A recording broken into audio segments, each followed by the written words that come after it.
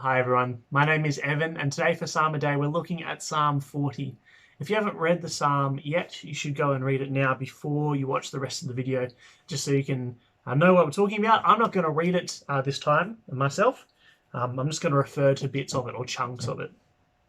Um, Looking at the whole Psalm, something that I note is that it talks about what the Lord wants from his people.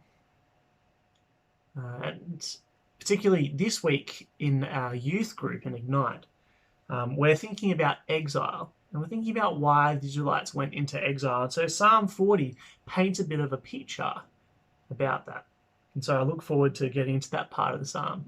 But as we begin in the first section, starting in verse 1, we see the relationship between the Lord and someone who loves him. And some of the language here really speaks to me as someone who didn't become a Christian until they were well into their teens. A lot of this language speaks to me. I waited patiently for the Lord. He turned to me and heard my cry. He lifted me out of the slimy pit, out of the mud, out of the mire. He lifted me out of the life that I was living. He lifted me out of my poor decisions. And he set me on a firm place to stand. He set my feet on rock. He put a new song in my mouth, a hymn of praise to our God. And he did wonderful things for me. He brought me into the church where I had good mentors, I had good friends, I had people who were there to love me, forgive me, look after me. And I kind of haven't really looked back since then. And so this really speaks volume to me as someone who has been saved out of a life of sin. And I think, for those of us who can kind of resonate with me over that point, and then maybe it's a good time to stop and give thanks for what the Lord has done for us. And just kind of remember who we were before we were lifted out of that pit.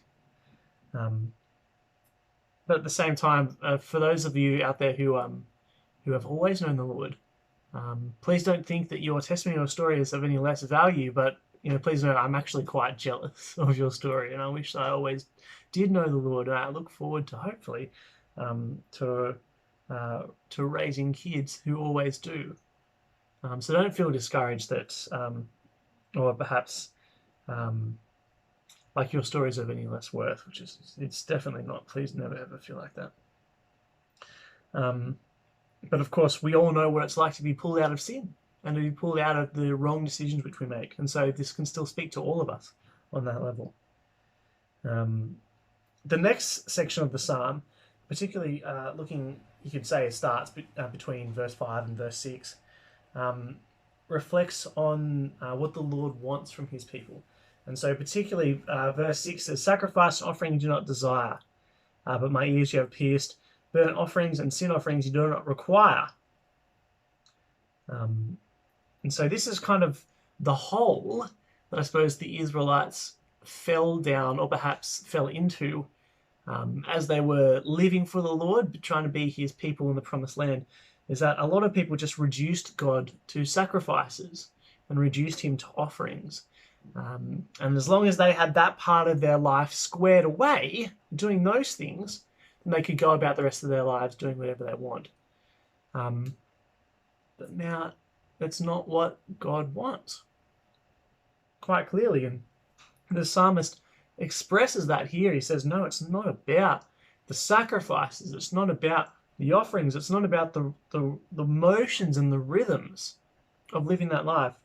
No, it's about the heart and where the person's heart is and how that heart reflects what they think of the Lord. So if they follow the Lord, then their whole lives will reflect that. And everything they do, everything they think, say, and speak will also reflect that. And that's what the Lord wants in someone who follows him. He doesn't want the coming to church on Sunday and pretending to be a Christian and then going away the rest of the week and living your life however. Or for a lot of people, you come to youth group on Friday and you go to church on Sunday. And between those days, you're a Christian. The rest of them, you're not.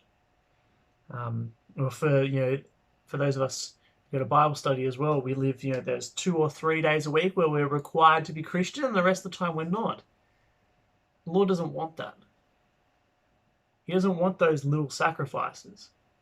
He sees through that attitude, and he knows where your heart really is. Also, he knows where your heart really is.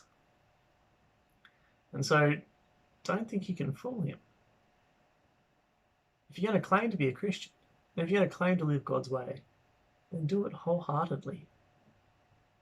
Don't just put the effort in on Sunday, but put it in on Monday, and Tuesday, and Wednesday, and Thursday, and Friday, and Saturday. Because you're not fooling anyone. You're definitely not fooling the Lord. Well, you might have myself or Trent tricked, but you're not fooling the Lord. And He's the only one that matters. Finally, the psalm reflects on the Lord's mercy for those who love Him. So the Lord delivers those who love Him from sin and from the things happening around them.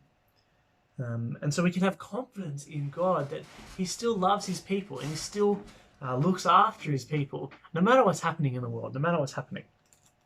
And that gives me great confidence that the God whom I have decided to put my faith in and decided to dedicate my whole heart to is always looking out for me and is always loving me.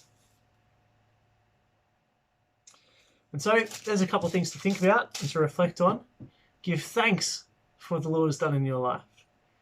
Think about, are you just going through the motions of sacrifices and offerings, but not actually giving your whole heart? And then remembering that God who saved you looks after you constantly. He doesn't just set you up and then walked off. No, He is with you. And He goes with you into this day. Grace and peace to you.